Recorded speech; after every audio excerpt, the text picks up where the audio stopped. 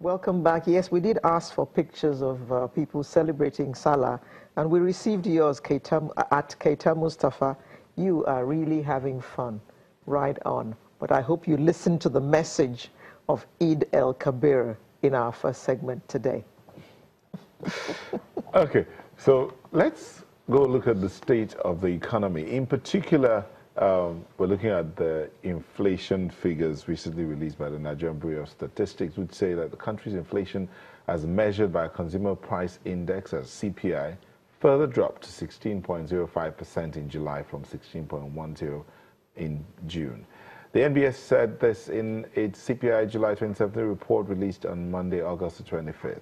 The report says that the headline inflation again reduced to 16.05% year-on-year in July compared to 16.10% in June 2016.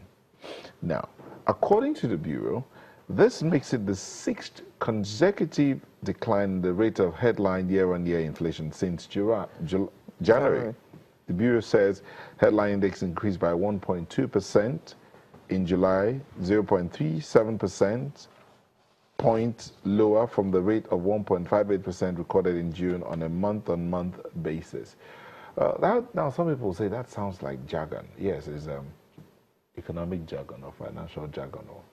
Anyway, but to help us understand this and break it down further, we have in the studio an economist, Mr. Ayatariba. Thank you for joining us. Thank you very much.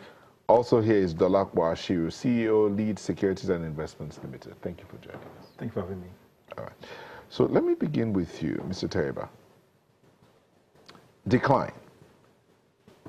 You said country's inflation, consumer price index dropped by 16.05% in July compared to 16.10%. No, it dropped. Dropped to, yeah. Dropped to. Yes, compared to 16.10% in June. How do you react to that? That's 0.6%. Yeah. 0.5%. 0.5. 0.05%. 0.05, yeah. Yes. Right. Perhaps comparison will be the best way to drive this home. This time last year, the inflation rate worsened from less than 10%. It was just 9.6% in January of 2016. And it rose. You are counting the sixth consecutive month of decline now. Yeah. Then you could easily count 10 consecutive months of increase to peak at 18.7% by January this year. And since February, it has begun to drop the downward journey, and we hope. Not significantly. Well, eventually, you should reasonably expect that we'll eventually get back to single digit. Whether you are going to do that before the end of this year or you are going to do that early next year is the issue of debate. But the fact that prices, the inflation situation is improving is beyond debate. That's the key point. So from 18.7 in January, we are now at 16. And the hope is that you will continue to see that decline, as we move from month to month. Yes, Mr. Ashiru, but to the common man out there, these are just academics. Yes. It's the food prices haven't been really affected. They're not feeling that there's any improvement in any way. Their salaries have still remained stagnant, and they still have to go to this market where prices seem to be rising every day. Yes. So what do you use all these figures to the man on the street? Well, the use for the figures for us to know whether the economy is getting better or worse.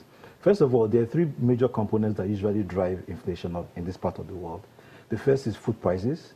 The second is fuel prices. That's both kerosene, diesel, and petrol. Diesel, especially because of the fact that most of the crops are brought in from the north.